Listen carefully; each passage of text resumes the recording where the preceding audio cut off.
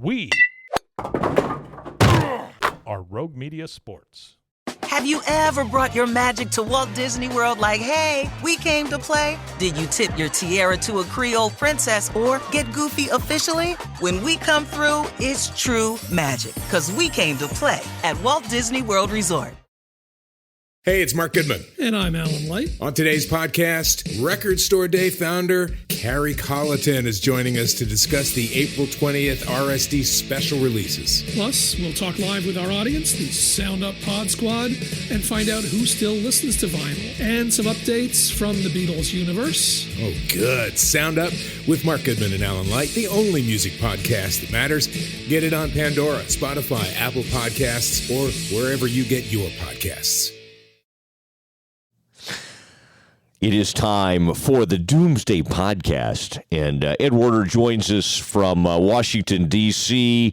He has just finished up working the locker rooms, talking to Mike McCarthy, and in fact, we'll have his one-on-one with Micah Parsons that he captured for ESPN, and you'll be able to hear that on the Doomsday podcast. Ed, great to be with you. I know it's a long, even those noon starts, because then you have to start even earlier and get out there, I'm sure, at 6 or 7 a.m., maybe even earlier, knowing you. I thought it was interesting, by the way. I was watching after the game, and I have to say, even for all the crazy nonsense that we'll get into as far as what happened in that game, the week of sniping back and forth, the prediction that the Cowboys were going to win the game by McCarthy, and then Ron Rivera coming back and basically saying, well, he's messed up now. They did have a very, very friendly little post-game visit. But Ed, that at least kind of, I mean, it was already an important ball game, but it kind of added to the affair. And you've been covering this rivalry for a long time. I thought it was a fun build-up, and the Cowboys were able to hold on. Ed, by the way, did you and Rivera ever get to say hello to each other after your phone kind of let you down a little bit earlier this week? Yeah, he did get on the phone with me eventually. It took too many calls from his end, but yeah, we got that resolved, and I got some good pregame insight. And even better than that, he agreed to meet me on the field to do an on-camera interview before the game, even though Washington was in a crisis situation with. They thought they were going to get Montez Sweat back this week. And on Monday, he's an unvaccinated player. He's been very controversial in terms of his point of view on the vaccines.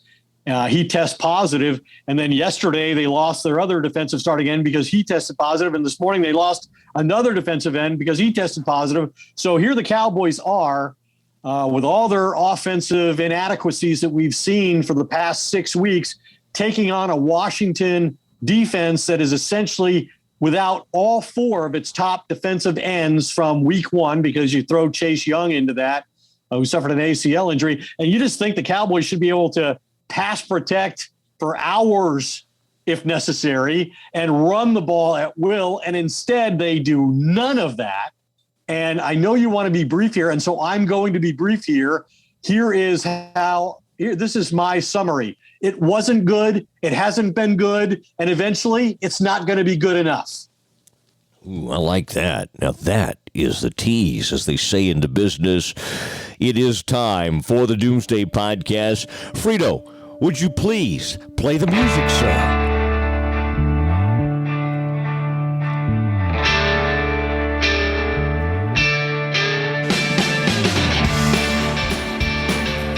All right, here it is. Thank you, Ronnie Foss, the singer-songwriter of the Doomsday podcast. Ed Werder on the scene today to cover all of that, and was on the field and doing all his pregame work, and sort of was able to account for a lot of that. And Ed, I should mention, you and others were all over.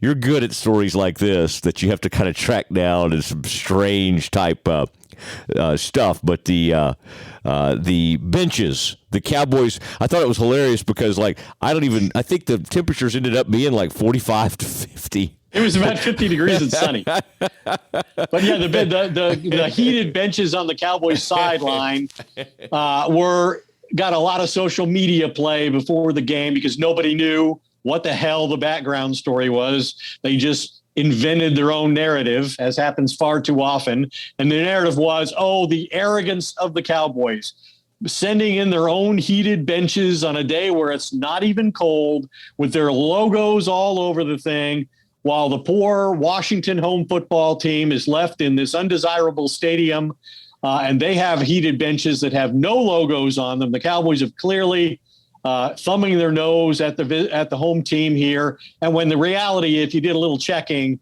was easy to find out that they didn't know what to expect when they ordered these heated benches. They knew it could be a cold weather game this time of year. And they had gotten a phone call from the Seattle Seahawks, who played here 2 weeks ago, and told them, hey, by the way, just for your own edification, you might want to do something about the heated benches, because the ones the Washington will provide you will not work reliably. And so the Cowboys acted on that, as you would expect, and as they should have. And had they been making the decision on the benches yesterday, they would have called the group in Cleveland and told them to never mind, they weren't going to be necessary, but they didn't know that. So anyway, that's the background for what was a fabulous hour and a half of speculation about just how arrogant and condescending Jerry Jones and his team are. All right, and I got to say, I have no problem with that narrative. There's some accuracy to it, but maybe in this case it wasn't. Well, I was gonna say, if the Cowboys lost the game, I was under the circumstances I earlier described, and with, as you mentioned, Mike McCarthy's, I don't know, it wasn't a guarantee, but it was just a very matter-of-fact statement that they were going to win the game. And with all of that, I would have said maybe they brought in some hot seats for Mike McCarthy to sit on after this dismal performance. And maybe they, even though they won the game, it sure in a lot of ways seemed like a loss. I like that. I used the one where, Cedric caught that punt and then ran the wrong way, and I said that he's going to be able to give us an accurate report of those hot seats over there. So same concept. We all had our hot seat jokes going. Okay, Ed, you mentioned some of these guys, but I got to say, seeing Neville Gallimore, I kind of forgot what the guy looked like or what he played like. And this year he was supposed to go into the season, as a big-time starter and maybe their best defensive tackle. Well, he looked like a load.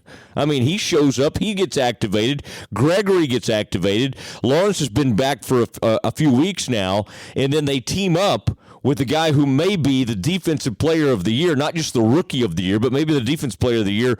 Ed, that was a good group right there. I mean, Dan Quinn is cooking, and fortunately for the Cowboys, I mean, that group went out there and just won the football game. Yeah, I mean, I think the Cowboys delivered the victory that Mike McCarthy predicted, but not in the form he imagined. The Cowboys won this game, even though Dak Prescott had the lowest QBR, which combines his performance as a passer and a runner, among other metrics. The lowest QBR of his career, 9.9. The Cowboys had previously been, get this, 0-9 when he had a QBR under 25, and he was at 9.9. The Cowboys scored just 2 touchdowns in the game, one on defense and one on a 41-yard drive after the defense created a turnover in a short field for the offense. After the game, Prescott admitted he's frustrated by his own performance and that of the offense, but he said he has no doubt about it or concern, or so he said. But to your point, the defense deployed Micah Parsons, Randy Gregory, DeMarcus Lawrence together for the first time since week 1. Parsons described him to me, as you'll hear in the interview after the game, as being unblockable. And the Cowboys finished the game with 5 sacks and 4 turnovers. I mean, at what point did the Cowboys become more interesting when their defense, not their offense, is on the field? That's my question. You start rooting for punts. Just get the offense. Get the offense off the field. I mean, Jerry paid for offense. Jerry believes you win with offense. This was supposed to be a team that won with Dak Prescott and Ezekiel Elliott and Amari Cooper, not a team that won with DeMarcus Lawrence, Micah Parsons, and Randy Gregory and Neville Gallimore knocking 2 guys out of the game on his way to a sack. I mean, that's just not the way it was supposed to be.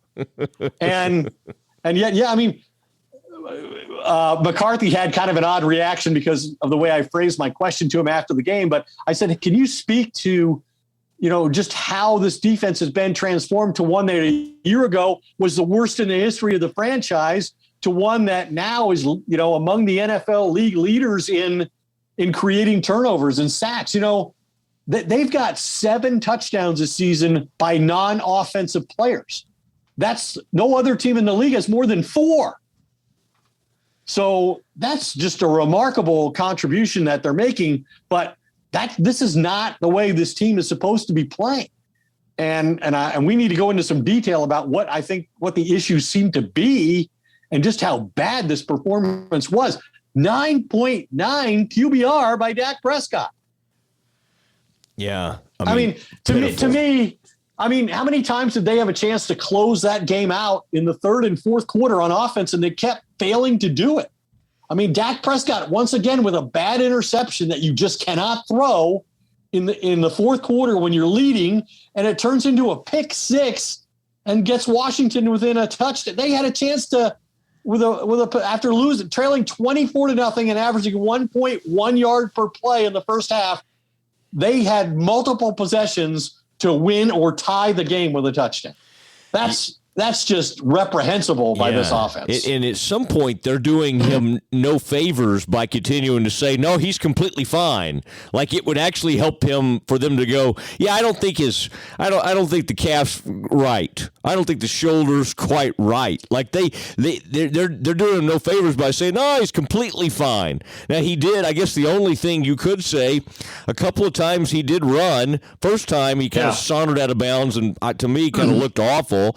The next couple of times, by the way, when he rolled out and he kind of clinched the game with that one run, if he had thrown that ball, I was all at that point. I had so little trust in him that I think I tweeted something like, if he unleashes that ball or throws a pick in that instance, you got to fire the offense coordinator and the head coach. It was.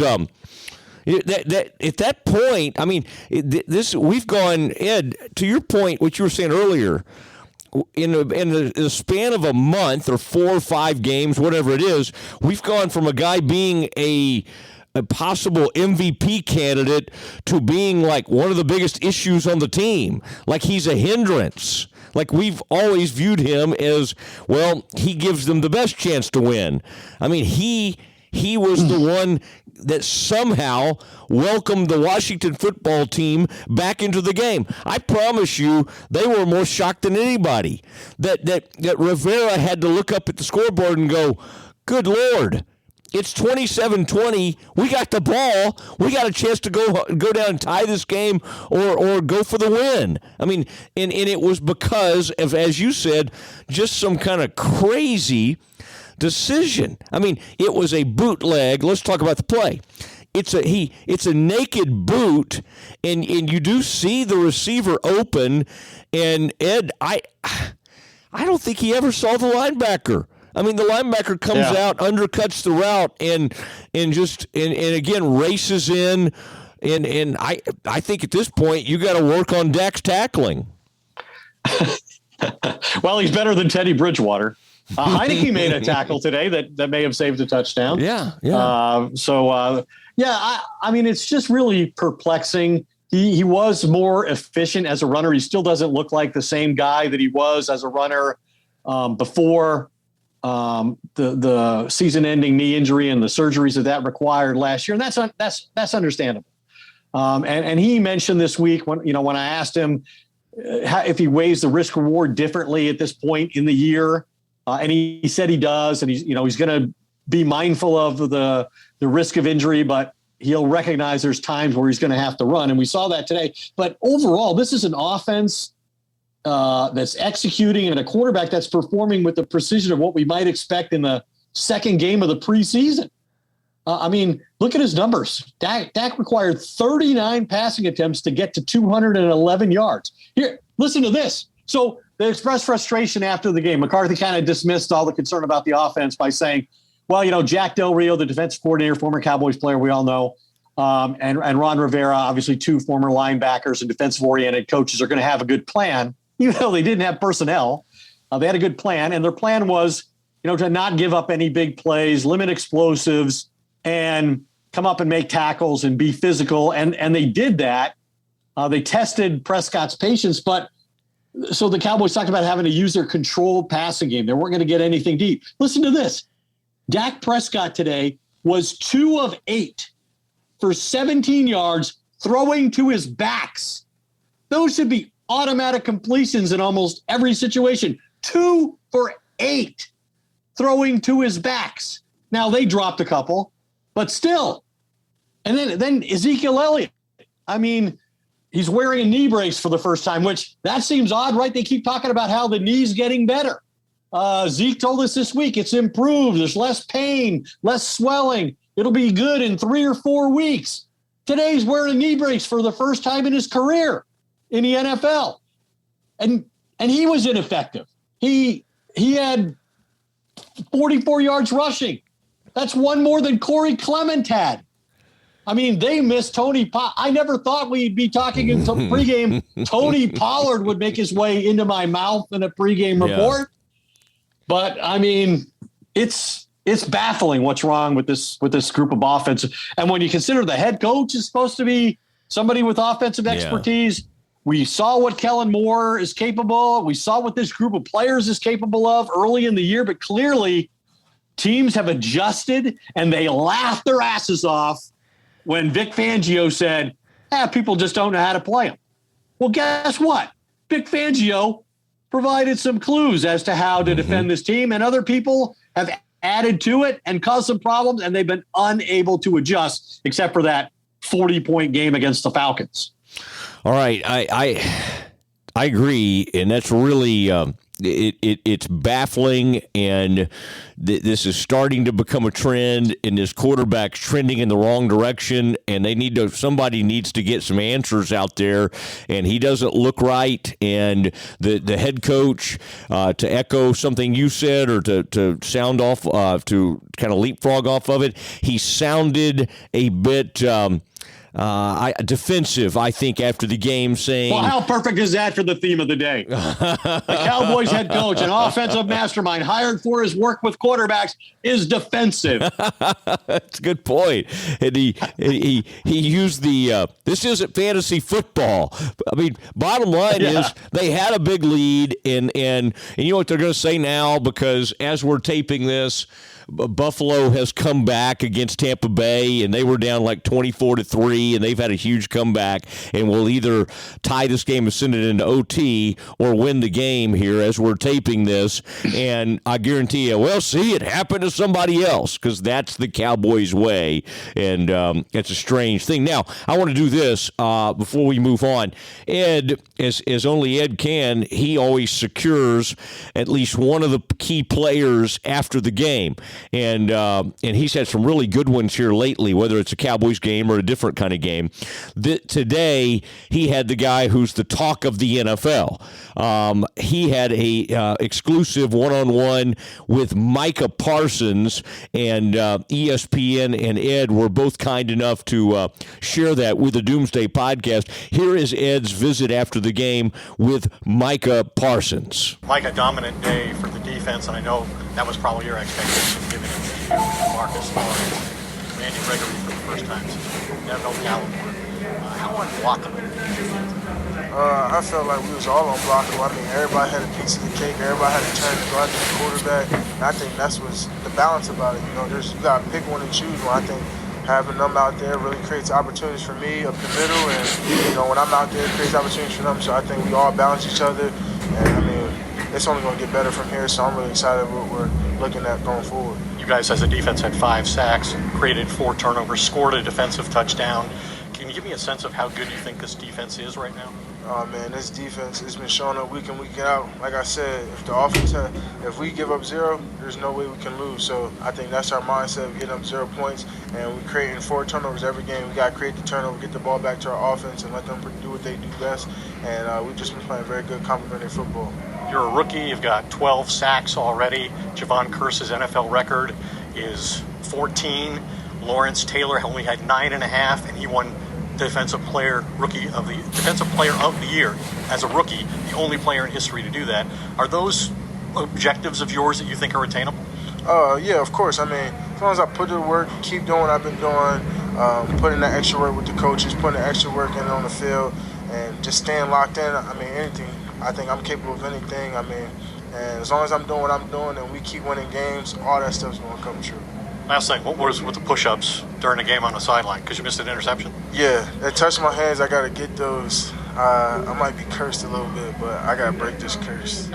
Congratulations. Thanks. We appreciate it. All right, there it was, and Ed and Micah Parsons, and also Ed. It was kind of funny after the game. Micah Parsons sharing the stories of he got beat up so much by his brother and sister apparently that he's been able to do this. But I mean, you're good at putting these things in perspective. What a remarkable run this guy is on, and it's hyperbole when you start bringing up Lawrence Taylor because of the career that Taylor went on to have. But as far as just a one season type deal, we are now sort of in rare air. I mean, he's past anybody from the Cowboys, and it's pretty wild to think. Ed, he truly is the front runner now, I think, for defensive player of the year in the NFL. And that's happened one time in the history of the league, and that was Lawrence Taylor, who only had 9.5 sacks and was a second overall pick. So what Micah Parsons already surpassed that. He's got 12 sacks. And to add a little context to what Micah Parsons has done, today was his 13th career game. As I mentioned, he had 2 more sacks today. So he has 12 sacks in 13 games. The only players who in their first 13 career games have had that many sacks or more are Julius Peppers, Reggie White, and Leslie O'Neal. And he's not done yet. I mean, this is Parsons' 6th consecutive game with a sack. That's tied for the second longest streak by a rookie since sacks became official in 1982. Javon Curse had 8 consecutive games when he set the rookie record that I mentioned in the interview in 1999 with the Houston Texans, or maybe they were in Tennessee by then. I think they were in Tennessee by then. 1999, Javon Curse had 14 sacks. Micah Parsons is 2 sacks away with 4 games left to play. And if Daniel Jones plays next week in the Meadowlands, he might get it in that game. Because he has a history of turning the football over and taking a lot of sacks. But, yeah, Micah Parsons has just been incredible. And, the thing he said this week was, I'm probably not going to play edge rusher. I'm not going to get as many pass rushing opportunities now with DeMarcus Lawrence back at one end spot and Randy Gregory back at the other. But I think Dan Quinn he's not only developed this guy brilliantly, but the way he uses him tactically throughout the game, creating all kinds of mismatches. And, Ron Rivera talked to me before the game, as I mentioned, he talked about like 5 or 6 different ways he's seen Micah Parsons, different ways he's used to get to the quarterback, whether he was a looper, he was ricocheting, he was, mugging inside against an unathletic, offensive guard, or he's playing the 3 technique, which is, a defensive line position in the middle of the line. So people are amazed by his athleticism. And he mentioned something else. He said he wasn't happy when he went to the bye with his performance. As much as he was doing, he thought he was capable of more. And so he began going in, to the facility every day earlier in the morning. And not only that, but he said Dan Quinn now calls him on Monday nights when coaches are putting the game plan together and says, hey, I've got this new thing I want you to do with you, and I want you to see, can you come in tomorrow? And so he comes in on the day off. That's how dedicated this guy is. And so for all those who had questions about his maturity, his commitment, his professionalism, I mean, those guys were, for whatever reason, they were wrong. I don't think anybody questioned his talent. Not anybody I talked to. And I talked to 6 or 7 general managers when the Cowboys picked him, and everybody thought he was a fantastic talent who would greatly affect the game immediately as a pass rusher. And he's certainly done that more. He has. And I thought it was interesting. Michael Strahan today, after the game, he said the guy he reminds him of most is DeMarcus Ware. And those two have spent some time together, Ed, as you know, and Ware was not as versatile, obviously, because Ware's background was truly as a pass rusher, and Parsons is able to play an off-the-ball linebacker as well as line up. And I think, to your point, Quinn's done a tremendous job, because what you can end up doing sometimes is you worry about taking away from this strength to try to do this, and he's combined to use him in ways, and there was almost a point, Ed, and you saw it today. You remember the one I'm talking about, where Diggs had a shot at an interception, and then all of a sudden you see Parsons show up on the scene, and it was like 25 or 30 yards downfield. And you're like, my gosh, this guy is everywhere, and he has just become an incredibly impactful player, and that is just that is where we are right now. All right, Ed, we do have an opportunity, and I want you and I to have a chance to react to this. One of the things I think, and the reason that people, I'd like to think it's just, Ed, the two of us, our humor, our insight, all of those things, but what they also enjoy, the grades that Glenn Stretch Smith does. And, Stretch, we got to give him some credit. A few weeks ago, kept saying, Dak doesn't look right. Something's not right. And he kind of thought he didn't look right, like from a health standpoint. And now we're starting to see, even last week, people started to ask the question, is he healthy? I think Jerry Jones was asked about that on his radio show, and Jerry, as only Jerry could, blamed all the issues on poor route running from the receivers. But right now, we are going to go to our weekly, what we call stretch plays with Glenn Stretch Smith, and he'll have some more comments on what he thinks is going on with his quarterback. But first, I want to tell you about a new kind of steak seasoning that is really taking over, and I think you would enjoy this, and you can have it in your own home. It is called Goodness Steak Seasoning, and it really goes great on burgers, chicken, whatever you're making. But Jason Velo came up with this.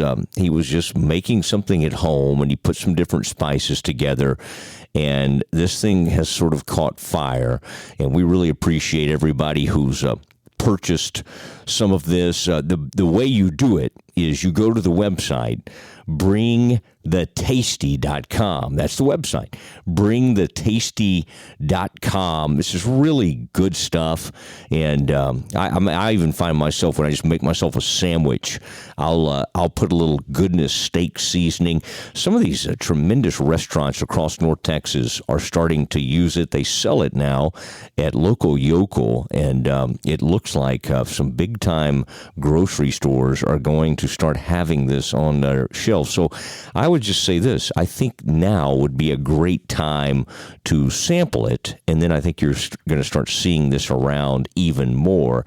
Again, that's Goodness Steak Seasoning, and if you'll go to bringthetasty.com, you can experience how good this stuff is for yourself. It is now time for Glenn Stretch Smith and Stretch Plays. Stretch, as you've become familiar, our followers are out there tweeting about you and thinking about what you're going to say before you even say it. And so they're always interested to see if you're going to go after Fossil, what you're going to say. But we'll get to the offense in a minute. I want to talk a little bit to start, Stretch, about this defensive performance. For the most part, you're playing against Heineke. I mean, he had a horrific effort. I kind of wanted to get your take before we got too specific with just the overall getting Gallimore, Gregory, Lawrence, and Parsons out there together for pretty much the first time all season, or since like opening week. What did you make of that performance? Well, I mean, all together, what you're seeing here is I think a script that's being flipped from what we saw early in the season, where you felt like the Cowboys offensively were going to have to go score 35 to get over the mistakes that they were making defensively, or the inability to set the edge, or all the things that we've gone over.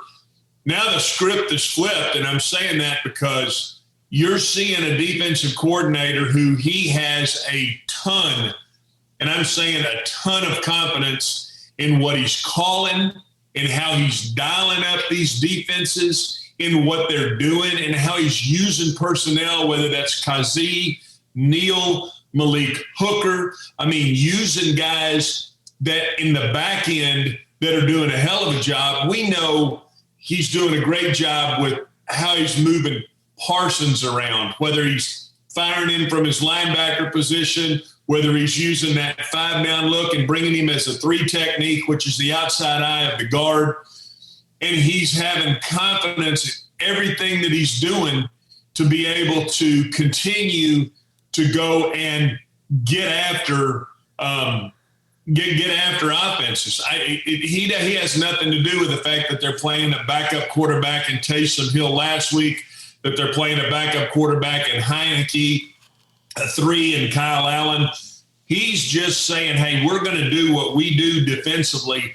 And I tell you something, I thought that obviously it's when you look at Parsons and how he's playing and what they're doing with him. But I tell you what, Matt, I love what they're doing with Van Der Esch too. I think they're playing to his strengths a little bit. You saw him get out there and play with leverage. So I'm seeing a defense that's doing some really, really good things, and they're shoring up what's going on in the secondary. So I'm going to start with obviously the linebackers. You've got to give Van Der Esch and Parsons an A. I mean, they did everything that was asked of them. They tackle well. They did a great job. Defensive backs, I thought there were some balls that needed to be picked by Anthony Brown. He got beat late in the game. I'd like to see that tighten up. But when you've got to grade them as a whole, and again, I'm thinking about Kazee, Hooker, Neal. I'm thinking about obviously Diggs and what he's doing. I'm giving that bunch, the defensive backs, a B+, and then I'm also going to give the defensive line a B+. I thought you saw a defensive line today. You mentioned it earlier that played healthy, that played with all of their guys. Obviously, Gallimore gets the opportunity late in the game where he's one-on-one over the center again because they've got the other 4 covered. He just bull rushes him right back into the lap of the quarterback. And those are all things that, to me, indicate confidence, indicate physicalness, and indicate an ability to say, when we pin our ears back, we're going to go get after this quarterback. And that's exactly what you saw him do. Yeah, McLaurin is considered by some to be sort of a borderline elite wide receiver, and I think he's certainly had his moments for a long stretch of this game. Now, he ended up getting a concussion later in the game, but Diggs just took him out of the game, and that's kind of what we're seeing earlier in the season stretch is Quinn be able to kind of move him around and put him on whatever wide receiver he wanted to sort of match up with. And I thought that was a great sign that, obviously he loves making interceptions. And that one, by the way, I know we're going to move to the offense pretty quickly here, but that was a great catch by Sims. Diggs was in good position and basically had his arm all up in there. Occasionally, you do have to take your hat off to the other team. Do you agree with me that Diggs actually did about all he could on that touchdown that made it 24-7? Yeah, I mean, it was a phenomenal catch, and the receivers have. That's their idea. Hey, you got to go catch the ball at the highest point. Yes, Diggs had his hand right there. He was great in coverage.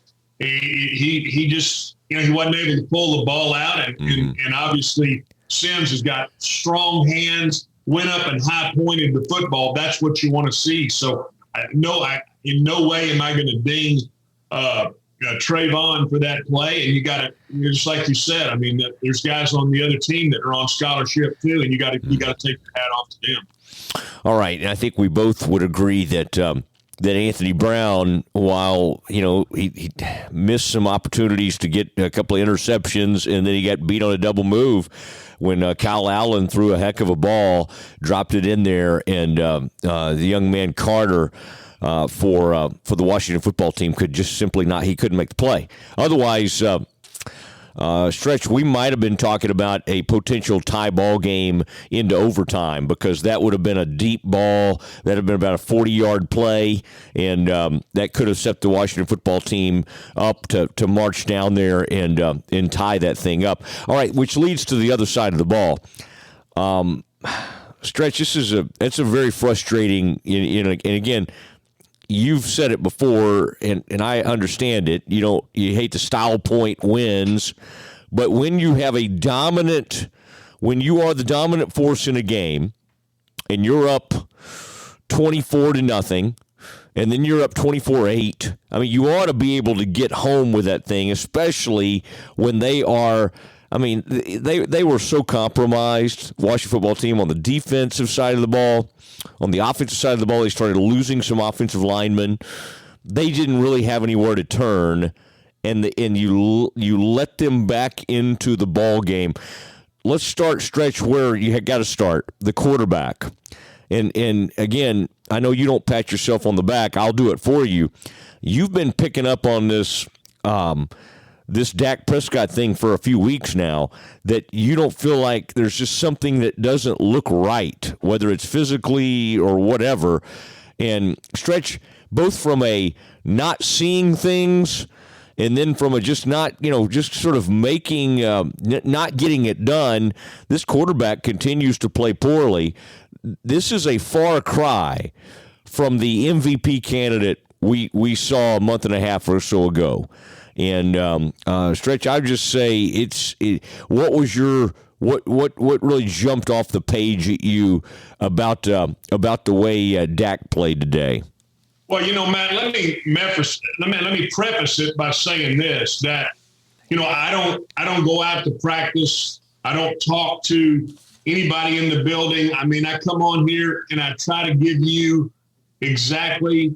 And I think this from our time on radio. I try to give you exactly what my eyes see. I try to not let anything influence what I'm hearing or if I ask somebody a question, it's certainly not something that it's going to change how I see what I'm looking at on the film. And when I look at Dak Prescott, I'm looking at a guy who does not, and we could say this in two ways, and I know you fashion yourself as a word savant, so maybe you could help me here, but him not being able to have the confidence to put his right foot in the ground and rip the ball out of there.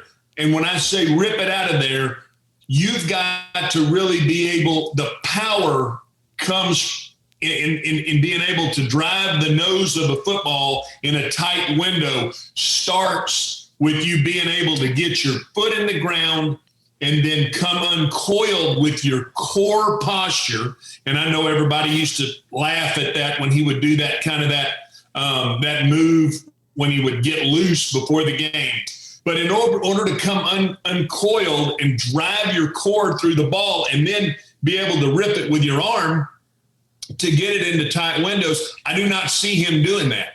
And I don't see him doing it, whether it's him getting the ball and throwing a wide receiver screen out there, which, by the way, at times that's a great call when you can catch all those guys in those A-gap blitzes and you get that football outside and you get it to your, CeeDee Lamb, you get it to Wilson, you get it to Coop, you get it to those guys in space, and then they hit it up the field for 7 or 8 yards. That's a great way to get guys out of blitzing.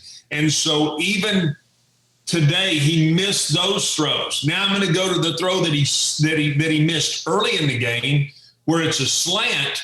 And again, he doesn't get his back foot in the ground and drive the ball in the window. Then he sails the ball for the interception in the first half. And then obviously what happened at the end of the game, when you run that play action waggle out of there, and he comes out of there and he tried, I don't know if he didn't see, the safety down in there. I don't know what he was. I'm not sure what he was looking at. But again, he does not put his foot in the ground, his right foot. And again, that's the foot he had the issue with. That's the foot he had the calf strain on. When he doesn't get it in the ground and be able to come uncoiled at the football, it's an issue. And now it's a glaring issue. And I guarantee you other teams are picking up on that, Matt. Yeah, I appreciate it. And you have been picking up on this. And I think you're absolutely right. He not seeing that linebacker, it's hard to believe when it looks that obvious. It happens to quarterbacks. But I would say, and if you think about it, it was 27-14. The game, and I think they had their timeouts. Washington did, but there were about 4.5 minutes left in the game. And so at that point, it literally seemed still almost impossible for them to come back. And he throws that pick six. First of all, Stretch, let me ask you this. From a coaching standpoint, when you have an opportunity to, just kind of sit on a lead, which, again, Washington had a little bit of something going there. But I mean, I guess what I'm asking is that did you think the play call was fine there, or do you think you got a struggling quarterback and you almost had to protect him? I mean, I'm to the point when when he ran for that first down that pretty much iced the game.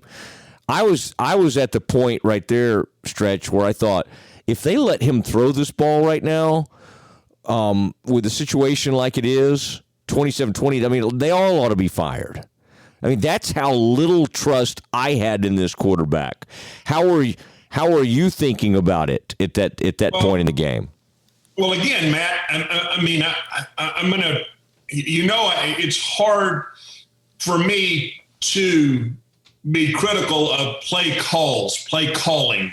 I know how difficult that job is. And I saw, I see Kellen, and I've given him plenty of praise on the podcast. I've given him plenty of feedback, and obviously we can talk about that a little in just a minute. But when you have a player, the only analogy that I know to draw is a golfer that has the yips. He can't make if he doesn't have the confidence to step up and make a 4 or 5 foot putt and just get the ball to roll into the back of the hole. I mean, it's like he's just got to get it over the front lip. And so when you see a player doing that as a coach, it almost felt like they were trying to get him. He did not have a good game. He made some really poor throws. He made poor decisions early in the game. So it was almost like the coach was trying to get him out of there with a good taste in his mouth and knowing, hey, this is a straight putt, knock the thing in the back of the hole. He's made the throw before where you're booting out. You're not booting against your hand, you're booting out into your hand. And hey, pick this thing up, and you got double crossers coming here, stick it on him. And he wouldn't put his back foot in the ground and do it. And so now it is a glaring problem. I'm going to go to answer your question. You got to know as a coach when to put the football game away, how to put a football game away. I guarantee you, Bill Belichick, it's a science to him. 4 minute offense in a game like that, when you're on the road, it's a little chilly, the sun's going down, whatever. You got to be able to put the football. Mike McCarthy, put the game away right there. And You're the head coach. Be able to tell the offensive coordinator if you don't like the call and you're overseeing what's going on. So along with the TV producers who kept giving us that rope angle early in the game when we were seeing individual shot, they get an F, and so does Mike McCarthy, F. Wow, the TV broadcast. My gosh. That game was on Fox. I like the play-by-play. I like Olsen as the analyst. I like I like Kevin Burkhardt a lot as the play-by-play, but Stretch did not like the angle he was given.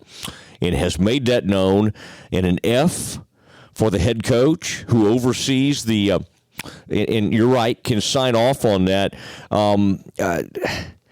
Last thing I have for you, is there anything from an O-line standpoint? It looks like Tyron injured the same ankle. So we might not see him for a little bit.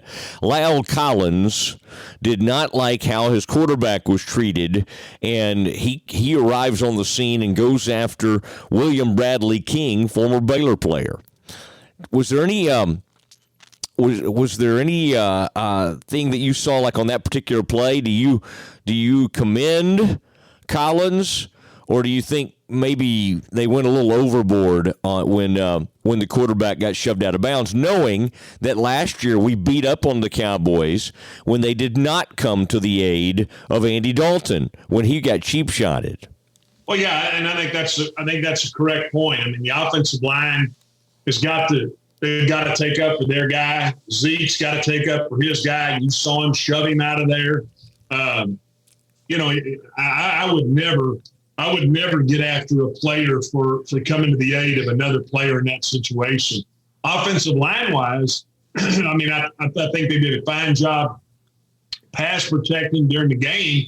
I'm still concerned about the run game. I do like that, and I'm going to fall short of giving Kellen Moore an F. You say, well, he was the one that called the play. I'm not giving him an F because at least he put a damn fullback in there and gave you some opportunity with putting Connor Williams back in there to be able to gain some yards in some critical situations. I liked what he did with the play call in there, and I liked what he did, booting off of that same look with C.D. Lamb at running back and acting like they were going to toss the ball. Connor Williams leaving it out there. They ran the boot off of it, so that was fine. O-line wise, I mean, I thought they did. I thought they did fine today. In running back, I mean, we had some guys that nobody really knew about. I gave the O-line a B. I gave the running backs a B because I thought they at least pass protected okay. I gave the wide receivers a C. Again, I didn't see the explosive plays that I was looking from. CD dropped the ball. Gallup dropped the ball. Offensively, all the way around, it's one of those games that really leaves a bad taste in your mouth. And it does because this is an offensive league. And so you've got to be able to, I think, especially when the team that's down there too, what would be considered Young and Sweat. I mean, they're two big pass rushers. To not be able to go and run the football and be able to do some things down the field, really leads to just guys just giving you a winning effort in the line and the running backs. Again, the wide receiver a C, but I've got to give the quarterback, Matt, is really puzzling, and it's puzzling how they're handling it. And I don't like to come out and say, isn't he hurt? Is he hurt? Does he have confidence? I don't know all that. And so I'm going to refrain from really sticking a grade on the quarterback, but it was a very poor performance from him. And it's starting to be something that I think is really becoming magnified at this point. Well, it was an excellent performance by you. I'm giving you an A for today's effort. Stretch, I don't usually grade you, but I am going to give you an A, even though recently for my haircut and some things that were going on and some of my travel issues or some of my travel decisions, you gave me a failing grade. I'm going to give you a very, very top grade. I appreciate it, and I did think of you today. In fact, I tweeted about it. I gave you credit. I said Stretch has been telling them to put a fullback in, and they used Zeke as a fullback and then had a really nice run from C.D. Lamb. You don't want C.D. Lamb getting too many carries, but occasionally that's a nice what we call change-up, those of us who, in the coaching business. All right, Stretch, this is one thing I wanted to do. Don't let the holiday season stress you out. Instead of getting wrapped up in the hoopla of the holidays, raise a Miller Lite and cheers to keeping things uncomplicated. All right, and with limited edition holiday wrapping paper packaging on select packs, give the gift of Miller Lite. And tell you, it's never been easier to do so. For more ideas for beer lovers, visit the Miller Lite shop at shop.millerlite.com. Okay? And give your friends and family the gift of Miller Lite this holiday season. And Stretch, this is something I really need to stress. Miller Lite, great taste, 96 calories. Give the gift of Miller Lite this holiday season by going to MillerLite.com/Doomsday. All right, to find delivery options. Again, that's MillerLite.com/Doomsday. Or pick up some Miller Lite pretty much anywhere they sell beer. 'Tis Miller time. Celebrate responsibly. Miller Brewing Company, Milwaukee, Wisconsin. 96 calories, 3.2 carbs per 12 ounces. Stretch, is there any... I'm going to send you some Goodness steak seasoning. If I sent like a case of this Miller Lite out to your house out there in Parker County, Texas, would that go? Would it go to waste, or would you have some friends over and would y'all maybe get the fire pit going and maybe drop a couple of those? Oh no, absolutely. I mean, anytime you can chill down that Miller Lite, make it really cold, even though it's a little chilly outside, Matt. Nothing like that, and I appreciate you offering some of that steak seasoning. You know, I'm starting to feel like, though, you come on the podcast and you always make those. I don't get a damn thing out here. Well, we're going to make good on some of those offers, and I've got your. I think I've got a PayPal. We're just going to start sending you a lot of different items, and I appreciate you, Stretch. Excellent work. Okay, and then good luck on your TV work. Good night. Good night to you. Have yourself a blessed evening, Mosley. We'll see you later. A blessed evening will be had as Glenn Stretch Smith rides off into the sunset. He gets in his sleigh and he heads over to downtown Dallas, where he'll be doing some work with Channel 8 WFAA, where Joe Trahan has unseated Del Hansen. Del Hansen met a very, very rough ending to his career and is no longer on the air. Good night to Stretch Smith. All right, it is the Doomsday Podcast, and Ed, it's I think, and this is a theme I wanted you to sound off on too. You brought up the part about Mike McCarthy, and he's supposed to be in charge of this offense.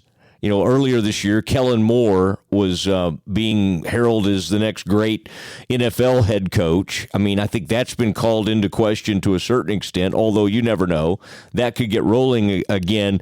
I think for a while, Ed, you remember, there have been some recent wins, or hadn't been a ton of them, but you usually are like, okay, they just needed to win. And that the last game obviously was kind of like that. It's like, okay, good. They just needed to get that. This one was interesting in the sense that, Ed, you're on top of all this. The Washington football team ends up missing several players. They're very compromised on defense. And yet, as you pointed out, the defense had to save the day. And they're sort of not. The offensive coaches aren't watching what's playing out before them. They've got a chance to safely get out of a game, and they're still asking their quarterback to be someone he hasn't looked like lately. And I mean, my gosh, the offense nearly handed the Washington football team. So, again, Ed, I think they're happy to take the win and be 9-4, but this is a team with some serious issues right now. And I think the two of us would have never thought that if we were sitting here 9-4, that the serious issue would have to do with the quarterback. We would have thought, well, it's probably the defense.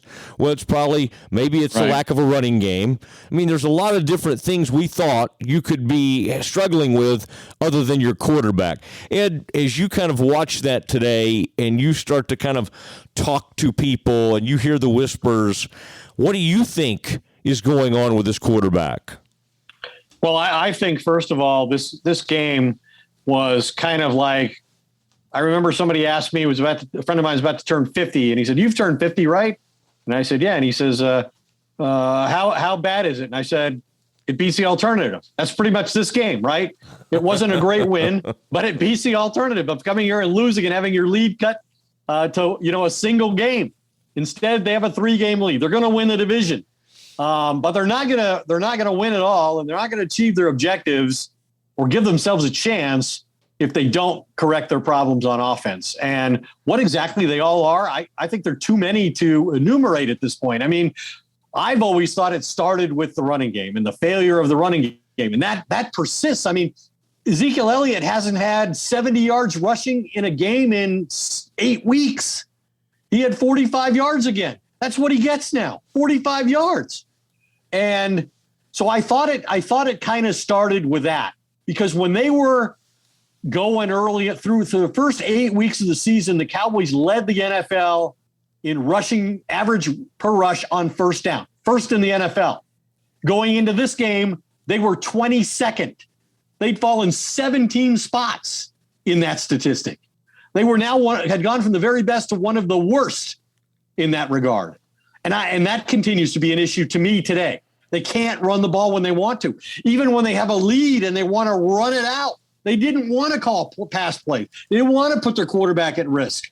They shouldn't have trusted him to make throws in that situation at the end of the game. And they didn't want to play Elliott. They were trying to protect him on the sideline. They didn't want to play him in the second half. They had a 24-point lead. And instead they got forced to put him back in the game because they knew he wouldn't fumble. So when I watch the game from my vantage point, I don't see a lot of guys open. I don't see him miss a lot of, receivers who have run the proper route and appear available to him. I don't see a lot of that. So I think people are physical with their receivers. I think it's disrupted the timing. They've not been able to fight through it. They're not able to run the ball. I don't think the offensive line is great. Like, Tyron Smith is a good player now. He's not a great player. Mm-hmm. The great player on the offensive line is Zach Martin. He's the only one who's great. Lael Collins, he's the enforcer. We saw him in that role in this game. One thing you got to give the offensive line credit for, they didn't pass protect, they didn't run block, but they didn't leave Dak Prescott hanging like they did Andy Dalton last year in Washington. When Dalton got the hell knocked out of him, everybody stood there and did not protect their quarterback. Today, I thought Dak was actually hit in the field of play on the Cowboy bench, and Lael Collins got ejected for his reaction. Hopefully he doesn't get suspended. Zeke Elliott got into it, got his helmet knocked off, and appeared maybe to throw a punch and was not punished. I'm sure he's going to be fined for his role in that skirmish. And Mike McCarthy was asked about it. He said I think he liked the physical reaction. He liked the response to protecting their teammate, their quarterback. But I don't know that he would advocate them following it through with the behavior that we saw that put them in jeopardy. I mean, they finished the game with their backup tackles. Yeah, and by the way, that was a good point, because that Dalton one came to mind immediately. And that was a young man from Baylor, by the way, William Bradley King, that gave him that little shove. And I got to say, it was pretty much right after he released the ball. I didn't think it was really that big of a cheap shot or anything, but probably was a good sign that the teammates came to his aid. But as you know, Ed, a great youngster from my alma mater would never do anything like a cheap shot or anything like that. So I just wanted to follow up with that. Like I said, I thought he hit him in the field of play and really only pushed him hard. Yeah. But he was off balance, and he sent him, spilling him into the Cowboys bench, and they reacted in the way that you would expect them to react to the most beloved member of their team, their leader. Just better hope that there's not the discipline from the league is not too harsh. But Lael Collins hurt his team because they were in a 7-point game, and now they're out there with people they'd rather not have in the game. Yeah, I agree with that. By the way, I wanted to say, Ed, I had lunch with a guy that's been partnering with us, and he wrote the book Power to Thrive, and that's powertothrive.net. And man, was that cool. Was that a cool experience? A guy, he gives motivational speeches. He's like a life coach. In that book, Power to Thrive, I've been going through it, Ed, and there's some things on there, guys like me desperately need, like how to create more margin, like so you're not late to things, how to train your brain, how to go about your day. Some really, really cool stuff that I've been reading about. Even this neuroplasticity, which really was something that rang true with me about the way we can sort of change our mindset and think in a positive manner. And again, some of this is based on 2 Timothy 1:7. And Ed, since it is our Lord's Day, a Sunday, even though you were up early worshiping today at FedEx, it's a really cool book. And I want to encourage people to go to powertothrive.net. And if you put your email in, you get a free book. And he's just this Rich Cavness is the guy, Ed, and you would like him a lot. Just a cool dude. And in fact, Ed, I've made you all these promises to send you things. You got Goodness Steak Seasoning, and you got a new book on the way to you, okay? And I like a Doomsday podcast T-shirt when those are available. Oh yeah, we're working on those. We're working on those as we speak. So anyway, a tremendous Ed, great job by the way in imparting. You've got a big game coming up. And the Giants are, horrible, and they got beat today, as you would think. But I don't think the Cowboys are in any position to be showing up like, we're just going to show up and win. So, that'll be an interesting game. They got a chance to get to 10-4. So even while they're very uneven and not playing that great, they got some great opportunities. And I would say the best thing to come out of today is at least one of those NFC East foes that's been hanging around and won 4 in a row has kind of left the site. Now they'll get another crack at the Cowboys, but the Cowboys are in great position, Ed. Yeah, they're in great position, and it's not something is flawed, something is wrong. We early on, I think we dismissed this as the kind of aberration that every team kind of goes through, where they don't play well for a handful of games, but this is extending toward 2 months now that this offensive malaise has taken over. They're just fortunate that the defense has made such a dramatic turnaround from where it was this time last year. That was the thing that Mike McCarthy, I guess, didn't like in my question. He didn't like that I referenced last year and how bad his defense was, that he had to fire his friend and coordinator, Mike Nolan, after 1 year. But here's my last statistic that I want to share with everybody. The Cowboys have combined 9 sacks and turnovers on Sunday. 9 combined sacks and turnovers on Sunday. That's their most in a game since 2013 against the Giants. And this will stand because 2 of the teams are tied with or have byes this week. The Cowboys are tied for the most combined sacks and turnovers this season at 58 with the Colts and the Patriots in the AFC. So they lead the NFC, and they're tied for the NFL lead in combined sacks and takeaways. What a dramatic impact Dan Quinn has had in his first season as defensive coordinator. And I guess we have to give some credit to Jerry and Stephen Jones and Will McClay for the way they dedicated themselves in the offseason in terms of personnel, the draft. The first 6 picks in the draft for the first time were all on defense, and those guys are playing, and they're making a contribution, none bigger than Micah Parsons, who right now is the best defensive player in the NFL. I could not agree more. Ed, your battery level is low. Your energy, my enthusiasm is high. Yeah. My patience is low. My battery is low. Yeah, I was going to say all those things, but you said it for me. But Ed, you've tremendous effort from you. I gave Stretch an A today. I give you an A. I give myself like a B+. Been pretty strong today, but I just don't think I've been perfect. Ed, strong effort. Appreciate you. Safe travels. All right, and again, thank you for the important work on those heated benches. You bet. I'm glad I could get to the bottom of that, so to speak. Oh, there he goes. He's got jokes, too. Ed Werder. He's ready to go out on the mall now and in our nation's capital and just kind of tour around and check out the Smithsonian's. Ed, good night from far North Dallas. Good night, sir. There he goes. Ed Werder. Good night to everyone, and good night to all.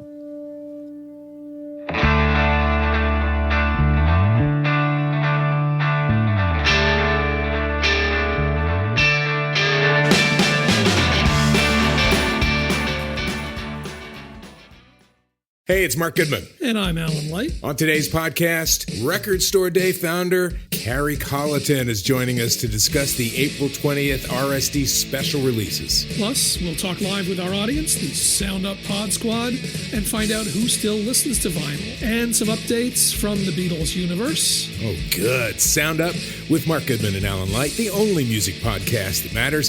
Get it on Pandora, Spotify, Apple Podcasts, or wherever you get your podcasts.